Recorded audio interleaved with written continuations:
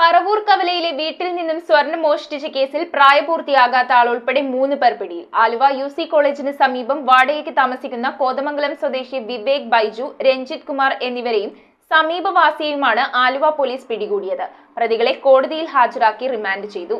November 21 പുലർച്ചെയാണ് പറവൂർ കവലയിലെ വീട്ടിൽ മോഷണം നടന്നത്. പരിസരവാസിയായ പ്രായപൂർത്തിയാകാത്ത ആളാണ് പ്രതികൾക്ക് വീടും പരിസരവും കാണിച്ചു കൊടുത്തത്. മോഷണം നടക്കുമ്പോൾ വീട്ടിൽ ആരും തന്നെ ഇല്ലായിരുന്നു. സ്വർണം ആലുവയിലെ ഒരു സ്ഥാപനത്തിൽ വിറ്റതിനു ശേഷം പണം രണ്ടുപേരും കൂടി വീതിച്ചെടുത്തതായും ലഹരി വസ്തുക്കൾ വാങ്ങുന്നതിനും ആഡംബര ജീവിതത്തിനുമാണ് ഇവർ ഈ പണം നിയോഗിച്ചതെന്നും പോലീസിനോട് പ്രതികൾ വ്യക്തമാക്കി. ആലുവ UC കോളേജിന് സമീപം താമസിക്കുന്ന കോതമംഗലം സ്വദേശി വിവേക് ബൈജു, രഞ്ജിത് കുമാർ എന്നിവരെയും പ്രായപൂർത്തിയാകാത്ത സമീപവാസിയെയുമാണ് ആലുവ പോലീസ് പിടികൂടിയത്. സംഭവത്തിനു ശേഷം ഒളിവിൽ പോയ മോഷ്ടാക്കളെ ജില്ലാ പോലീസ് മേധാവി ഡോക്ടർ വൈഭവ് സക്സേനയുടെ മേൽനോട്ടത്തിലുള്ള പ്രത്യേക ടീം ശാസ്ത്രീയ അന്വേഷണത്തിലൂടെ കണ്ടെത്തുകയായിരുന്നു. വിവിധയിടങ്ങളിൽ ഒളിവിൽ കഴിഞ്ഞ പ്രതികളെ സാഹസികമായാണ് പോലീസ് കീഴടക്കിയത്. DYSP TR Rajesh, inspector MM Manjudas, SI മാരായ SS ശ്രീലാൽ, താജ് വർഗീസ്, CPOമാരായ Mahin Shabubakkar, Muhammad Ameer, KM Manoj, VA Afsal, KA Sirajuddeen തുടങ്ങിയവരാണ് അന്വേഷണ സംഘത്തിലുണ്ടായിരുന്നത്. പ്രതികളെ കോടതിയിൽ ഹാജരാക്കിയ 2 മോഷ്ടാക്കളെയും